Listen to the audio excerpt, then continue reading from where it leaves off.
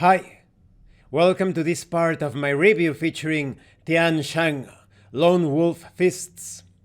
If you haven't seen the other parts of my review, featuring this post-apocalypse super-powered martial arts role-playing game, please check out the playlist in the description below. This time we are going to start taking a look at the rules. This section of the book starts out with some very basic concepts.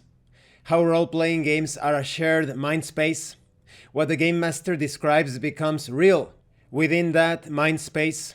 However, it also says here that what the players want to add to that description, details and such, should also be permitted. But I would warn against this because sometimes the player's input can fall too much into game master territory. Next thing you know, the game master is going to be controlling the player characters, and the player characters are going to be controlling the non-player characters. And that shouldn't happen unless there is some sort of mind control or other weird effect going on. So unless there is a mechanical reason for it, I think the lines between game master and player character would blur too much. You also have information on scenes, how they represent chunks of time and space, where the events and actions happen. That is, the player characters interact with the game world, according to the description of the game master. The players describe their characters' actions, what their characters say. Some scenes are handled in real time. Other scenes are just skipped altogether because they are not that important for the adventure. In other cases, you have montage scenes, when some scene, or perhaps a prolonged set of actions or a course of interactions happen across a long time, perhaps across several days, you could handle that as a montage scene. Following that, we have information on effort, effortless and magic, taking more powerful actions. I think this role-playing game has a very unique mechanic. I don't think I've seen something similar. After watching this video, if you can think of a similar mechanic, please let me know in the comment section.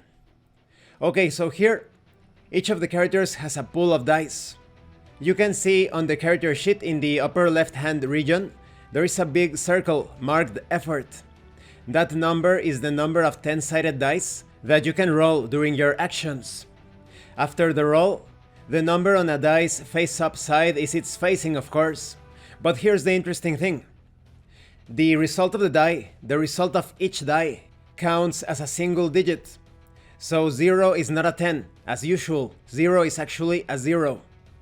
But the number of matching dice, which is known as a set, that counts as tens. So take a look at this example. This player rolled a 2, 2 3s, and 1 9. Because you have 2 dice showing 3, that's a set. So you have 23. 2 dice equals 20, and the number is 3. If you had instead, let's say, 3 dice showing a 9, that would be 39. So you can see how simple it is. In this example, if perhaps you had 4 dice showing a 3, you would have 4 dice in a vertical column. It is arranged like that for easier understanding. So like I said, if you had 4 dice showing a 3, that would be 43. And of course, for your rolls, for your checks, you want the highest value. In the case of this example, you have 2, 3, 3, 9. The highest value would be 23, not 9, because 9 is actually 19. A single die showing a 9, you have 10 plus 9, 19. But here you have 2 dice showing a 3. This is 20 plus 3, 23. Now what happens to the rest of the dice?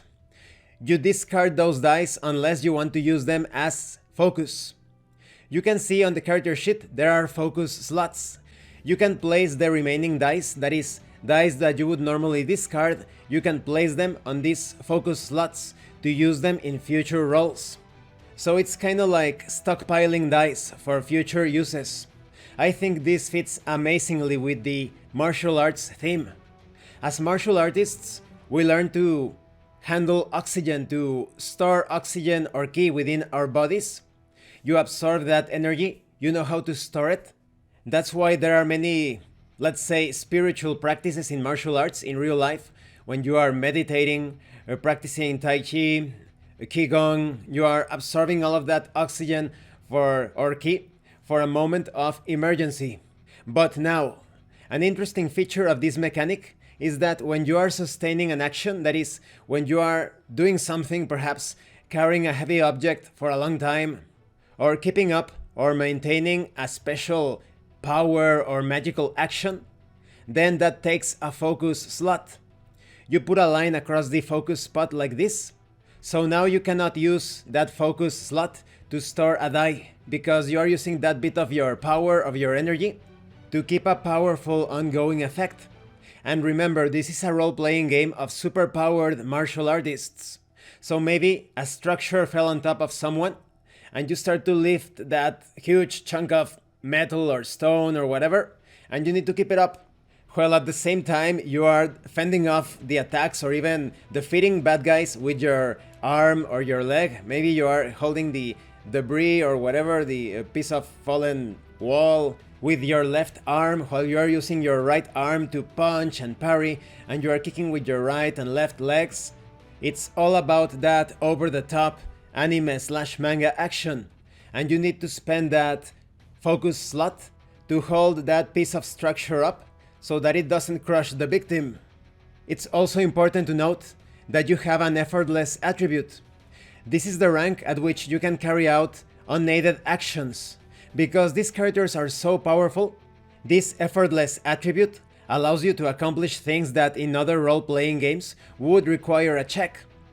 If you want to jump across a huge chasm or punch through a solid wall, you can actually do that without making a roll. It's quite normal for you, it's standard procedure for the martial arts protagonist in this RPG. And this concludes this part of the review. In the next part, we are going to talk about skills, masteries, and their effects. I really like this rule set.